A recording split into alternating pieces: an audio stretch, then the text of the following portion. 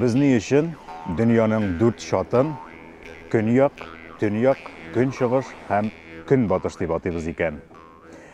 Adam balası söyleşe başlagandan beri, özünün kavimdaşları bilen oralaşa, anlaşa başlagandan beri, onun için en kerakli hem ahamiyetli мәгълүмат ol әлбәттә кай тарафка барырга, ризыгың кайсы яктарак, синең көтү көтәрлек җәйләүләрең кайсы яктарак булуы, урман суларының яки инде сулыкларның кайсы җирдә булуын белү һәм аны аңлатуда кирәк булган. Барган җиреңнән, әйтик, ауга чыккан җиреңнән яки ерак сәфәргә киткән җиреңнән үз урыныңа, туганнарың, кавымың янына әйләнеп тә кайта белергә кирәк бит әле.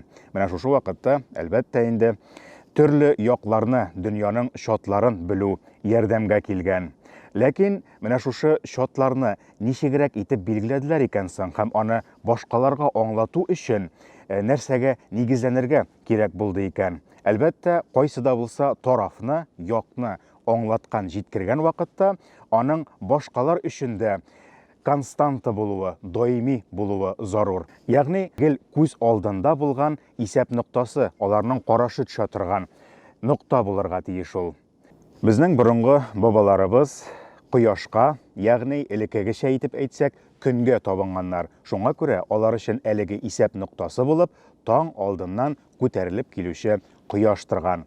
Ә хәзер менә шушы дөньяның шотларын, юнәлешләрне билгеләүнең ничегрәк барганын күз алдыбызга китереп карыйк.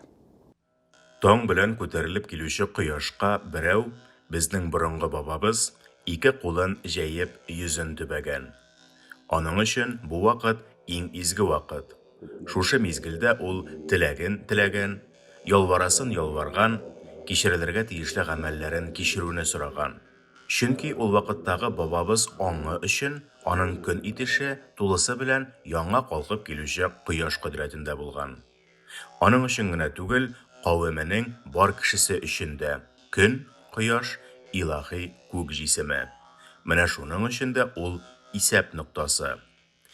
Без моны татарларга хас йорты корылышында өйгә керер-чыгар ишекләрнең элек-электән көнчыгышка караган булуында да күрәбез.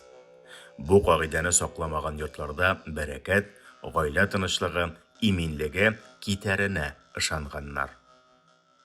Моның тагын бер сәбәбе бар. Борынгы әкиятләребезгә игътибар белән карасак, анда явыз көч белән, яман көчләр белән көрәшергә җыенучы баһадирларыбыз нәкъ менә көнбатышка юнәләләр. Ягъни көн ягы, көнчыгыш як, ул һәр вакытта да тереләр ягы. Ул өмет ягы, яңа тормыш, яңа көн башлана торган як. Ә инде көнбатыш дигән ягы, анысы үлеләр ягы. Һәм менә баһадирларыбызга нәкъ менә шул якка барып, үзләренең геройлыкларын үтәп кайтырга кирәк була. Мәле бу тагын.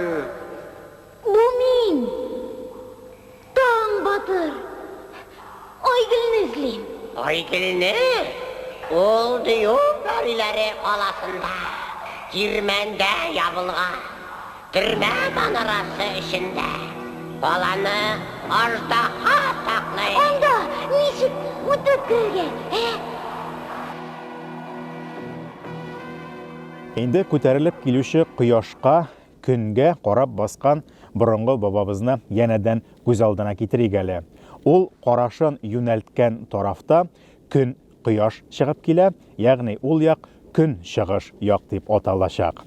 Аның артында, күпчелек төркиләрчә итеп әйтсәк, сырт ягында көн батыш як булачак, чөнки кояш шунда баячак, көн батачак.